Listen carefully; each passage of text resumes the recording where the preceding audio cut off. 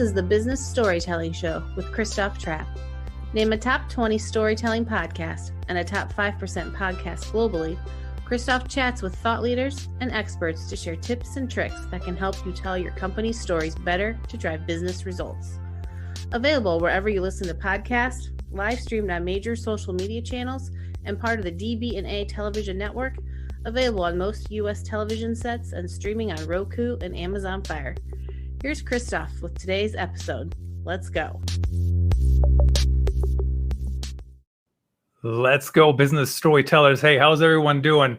We want to talk about the social media job market. Now, you may have read the headlines. The greatest resignation is happening. I can't tell you if that's true or not, but I'm certainly seeing the headlines. I also see a lot of things are changing when it comes to social media. I mean, back in the day, when I started in social media, we posted some things here and there. Actually, way back when in social media, I just used it to find people, to research them. We didn't even call it stalking back then. But my first LinkedIn account, that is literally why I set that up, to do some research for the newspaper. So how has social media, how's the job market changed?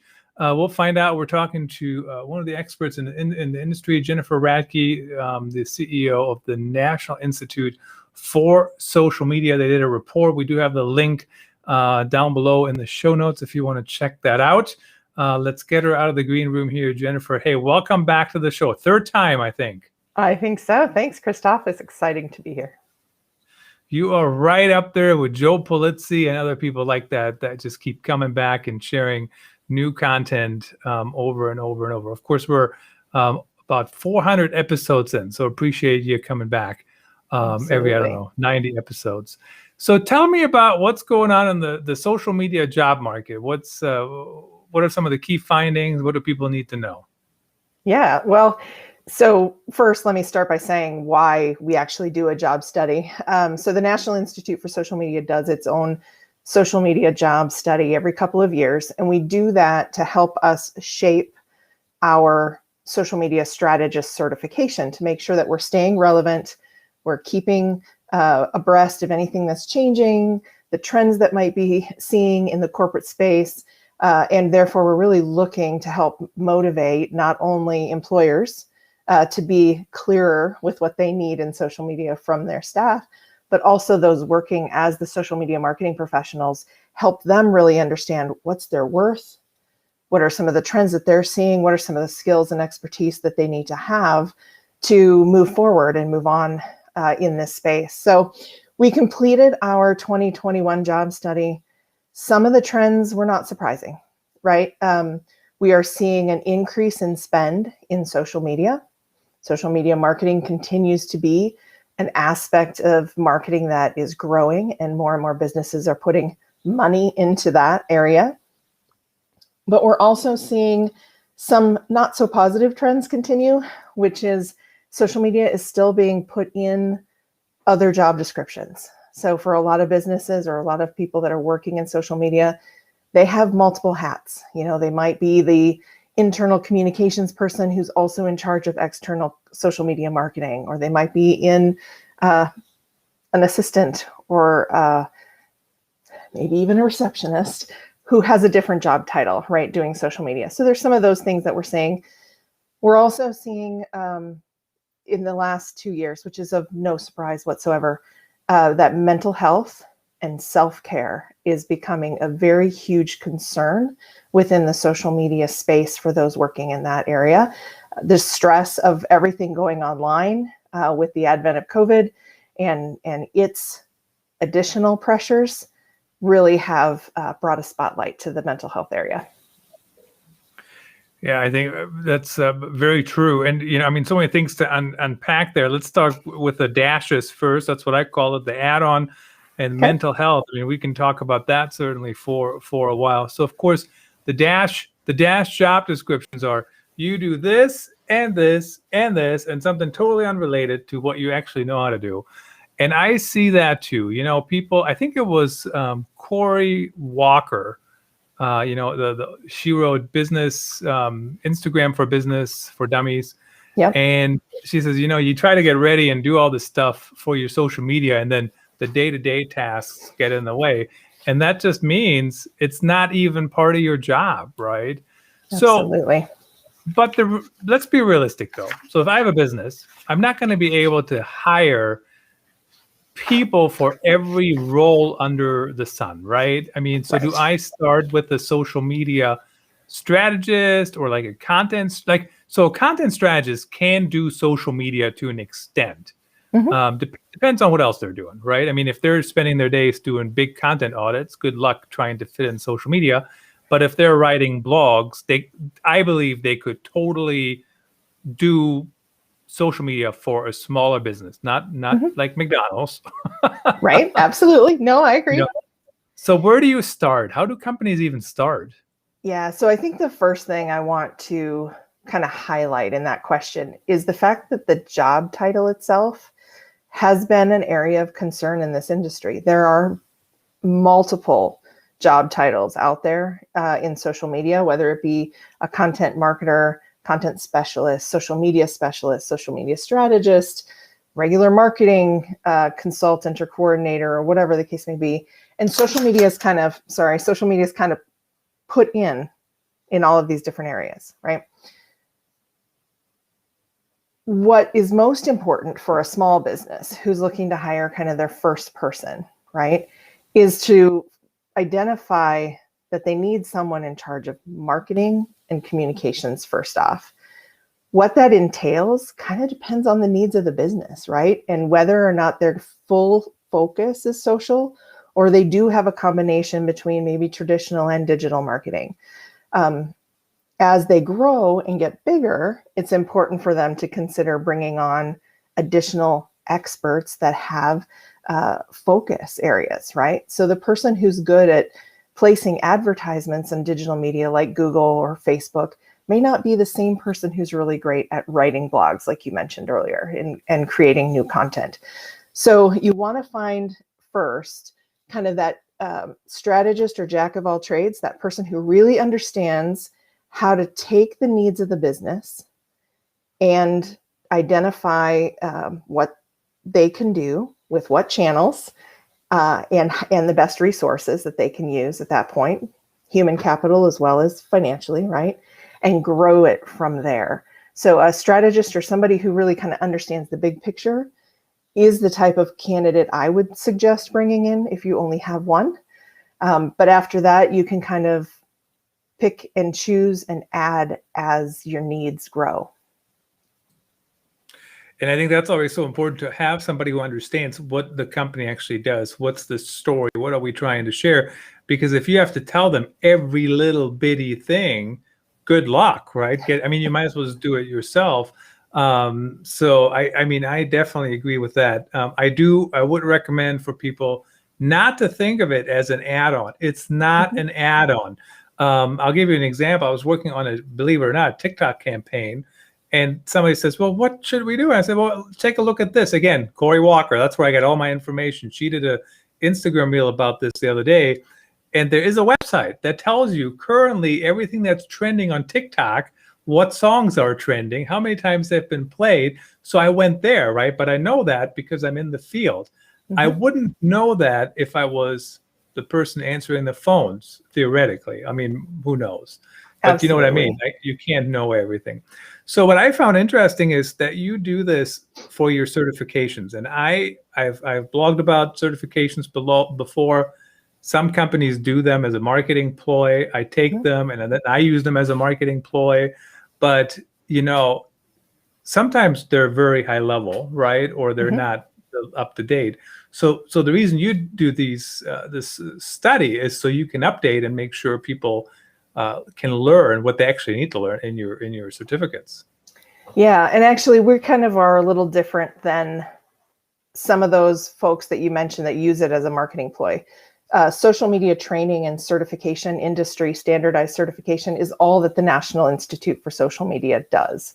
We don't sell a program that you can use or sell additional services. It's all about making sure that people are well equipped to do the job that they want to be doing or have been tasked with doing in social media. Some of them are very broad, and I would argue that ours is as well. It's a strategist certification. So we're not teaching people, here's how you push the button and post a tweet to Twitter, right? Or here's how you create a reel. It's bigger than that in the sense of, who is your audience? Where are they spending time online? What do they need from you? How can you most effectively give that to them? And then how can you measure results to make sure that you're putting in the time and effort that is effective in that campaign? We also, of course, have compliance and governance, which a lot of people skip over. You can't just steal someone else's content and call it your own. You can't steal a quote from somebody else and put it up as if it's something you said for the first time.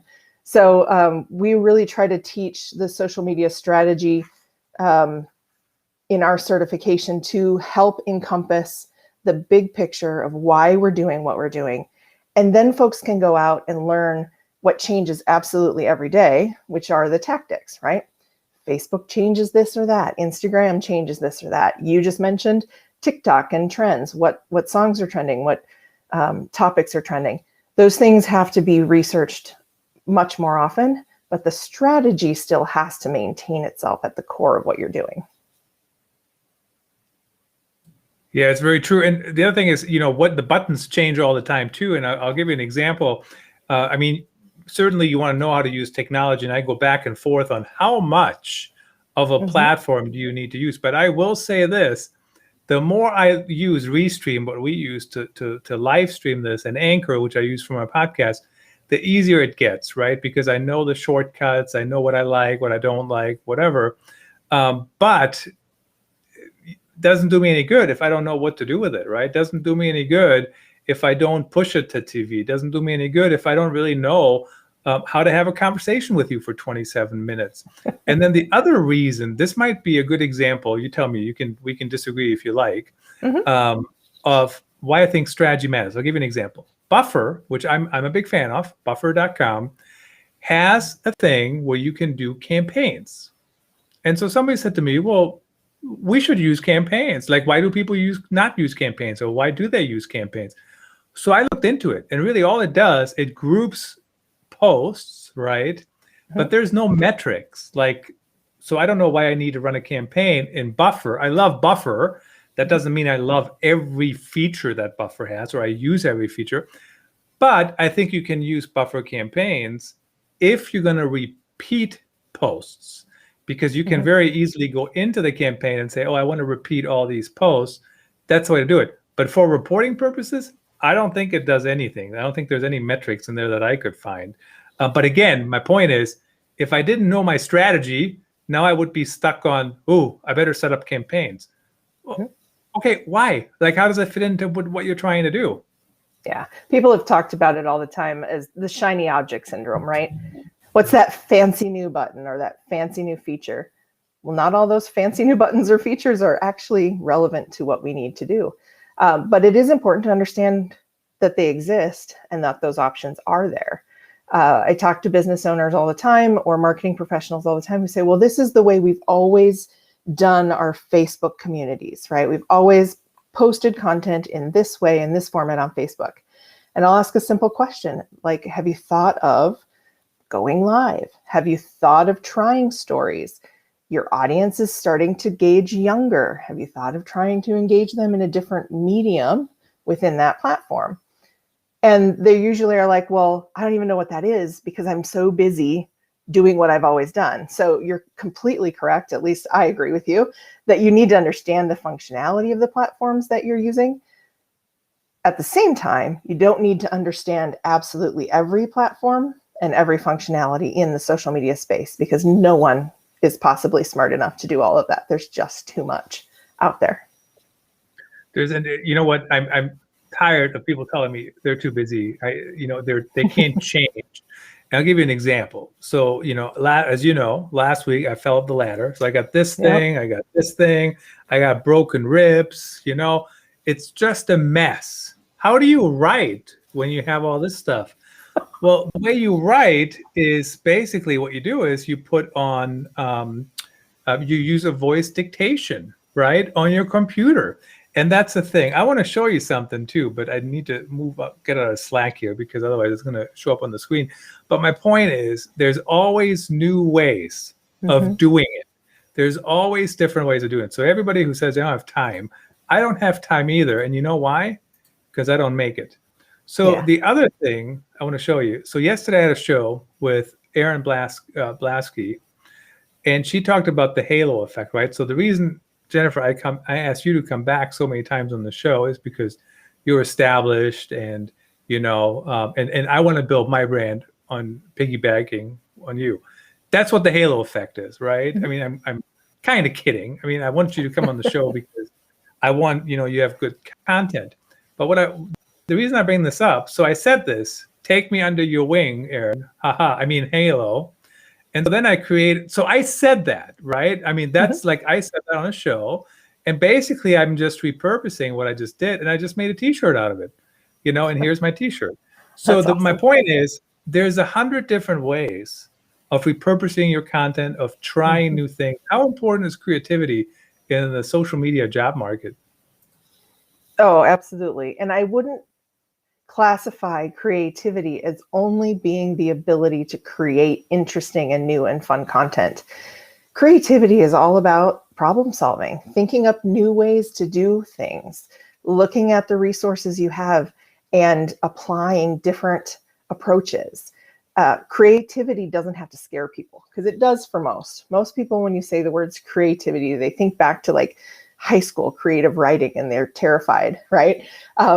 It doesn't all fall in that avenue. It's about using all of the tools, all of the people, all of the things you've learned over the years to come up with a new way to do it, a new approach, a new technique, whatever the case may be that fits your audience.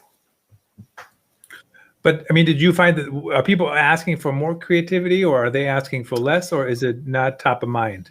That wasn't really top of mind in the job study. One of the things that will come out if people download the study, which I think you said you put in the links, is that one of the top areas of growing concern was content management or content creation. So that piece was there, but research and analysis and really kind of understanding the bigger picture was also pretty high.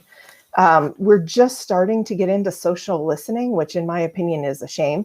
I think we need to do a better job of listening to our consumers so that we don't waste as much time getting creative in ways that aren't going to resonate with our audiences.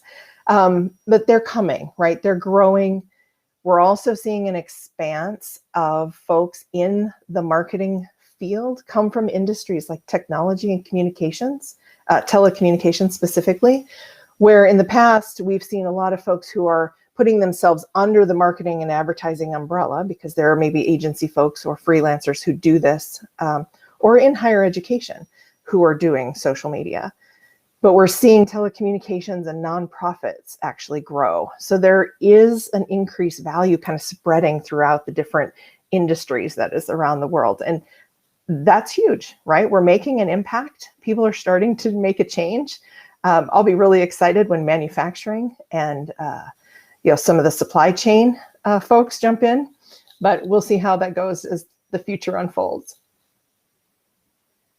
That's always an interesting thing. And so social listening is interesting because it can work and sometimes it's just annoying, right? So for example, I tweeted about something and I guess what I mean by that, by annoying to the consumer, is just because somebody says something about you doesn't mean you have to respond. That is very hard for me to remember, quite frankly. But just because somebody says something doesn't mean you have to respond, right? And even for a big brand, if somebody's just a jerk and it has nothing to do, like there is a sports writer, which I guess is not technically like a consumer brand, but it kind of is. And no matter what the guy says, there's people that jump on him. And I'm like, why even respond? Why waste your time? Now, here's an interesting example of social listening. So as you know, I heard myself, I'm going to milk that topic for as long as I can. I hope it's not too long. But so I posted this picture earlier, and then Mona replies, "Let me be your hands." Now, there's many, many different ways that you can take that. So, but when you dive deeper, Mona is a writer that you can hire on Fiverr.com. So let me be your hands. It's kind of interesting way to approach it. But that's actually a good example of social listening, right? Because if I dig in. Yeah, absolutely. I loved it. I agree. The words were a little strange at first, but when you look at the context, it makes a lot of sense, right? She wants to earn your business because you can't physically do the typing right now. That's a great way to become seen by an audience that may not have even thought you existed. Yeah, it's just so how about other things let's talk, well, we only got about 7 minutes left, 6 minutes, really quickly. When it comes to social listening, what should brands do? And maybe that actually, I do want to cover the topic of mental health. And I think mental health is twofold, maybe more than that, but top of my mind. One is internally, and I think some companies are just not good for your mental health, period. Because you know what they do? Like, you need to post something and they make it so difficult that by the time you're done getting a simple tweet approved, you're ready to go home and see your therapist. I mean, that's one thing, right? Would you agree or not? Absolutely. Absolutely. So hopefully, what tips do you have when it comes to that? Well, like you said, some companies are just going to make it difficult. If you value the company and being in that role, right, there are some kind of tips and tricks to kind of work things in your favor. But trust me, it takes time. And you have to be kind of mentally prepared for what will be a longer haul. But whenever possible, provide data to back up the decision you're making, whether that is hard and fast metrics, or if it's, here's what our competitors are doing and the type of response that they're seeing. I want to do something like this in order to not necessarily respond in a way where you're getting into a debate with your competition, but so that you're keeping up with the Joneses, so to speak. Your leadership teams are more likely to streamline the process or get out of your way a little bit if they can understand why you're making the suggestions you're making, if it's tied to their bottom line or what they find most important, or if it will somehow set you apart or make you different from the competition that's out there. So if you want to go in and fight that battle, have a plan of attack, write it out, be ready to go in with steps, right? If it's simply a toxic environment, there's a lot of places out there that are hiring right now and they need good talent. The job market is strange, to say least. I don't even know if that's the right word, but there are a lot of job openings out there. And it's important that everyone takes care of themselves by being mentally and physically strong enough to say, this is not good for me, and taking a step away. I think that's one thing some companies are not realizing either. Yes, you're looking for that social media strategist. Yes, you're looking for that social media, whatever. But you know what? You're being interviewed too, right? So if you're a jerk, or if you're just, unbearable to work with, and here's the thing. If people can't tell in the hiring process, guess how much worse it's going to get when they actually start, right? Mm-hmm. So something to keep in mind. On the flip side, we have the mental health that's imposed, I guess, from the audiences. And let's just be honest. I mean, there is plenty of jerks out there on social media. How do brand managers, how do brand social people, how do they deal with that? Everybody deals with the stress of criticism, which is really what we're talking about here when we're talking about the online communication between our brand accounts and our consumers. We all handle it differently. Some people are able to kind of put up a fence and say, look, they're not mad at me, they're mad at the brand. But the reality is most of us take that internally, right? They want to be able to fix the challenges. The first kind of tip that I have for folks there is something you alluded to when you were talking about social listening. Some people are simply trolls, right? They're just there to be mean, to be nasty, to say stuff that is untrue. Do the best of your ability to kind of carve those out and let them go. because they're there. They're going to exist. I mean, shoot, if you look at like any of your local newspapers or any of the articles from like Wall Street Journal or New York Times, it doesn't really matter what you read. If there are comments enabled, there are going to be nasty and irrelevant comments. So just trying to put those aside and pick those things that you can try to address and engage in those. The most important piece after you've done your job, right? You've done the job of responding where it's necessary, triaging the super intense concerns to a higher power if you need to, whether somebody else makes a decision about giving money back or whatever the case may be to fix it. You do that. At the end of the day, disconnect and do something for you. There is an increase in brands understanding that everybody needs to step away. And so in the last few months, we've seen certain brands shutting down the entire offices, putting up on social media that we're going to be unavailable for the next 24 hours for mental health of our team. Consider some of that in your business. And if you can't, try to do it for yourself. If you've got the weekend off, unplug, step away. I know it's hard. We've got, our phones, everything's dinging at us and all of our notifications are on. Turn them off when you are off and come back to them later because they'll still be there. They'll still be there. And you know what? That's also something we're doing at voxpopme.com. That's, of course, is my day job. I do appreciate all their support.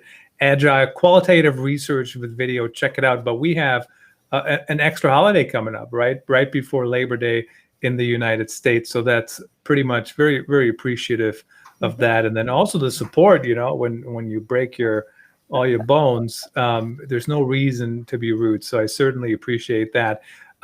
Interesting discussion. I'm always amazed how quickly we get to these 28 minutes. Jennifer, really appreciate you sharing your insights and thanks again for coming back. Absolutely. Thanks for having me. I really encourage anybody who has additional questions to reach out. Let me know if I can provide some additional insight in what we're finding. It's really kind of cool numbers, and I'm happy to share about it anytime. And Christoph, it's always a pleasure talking to you.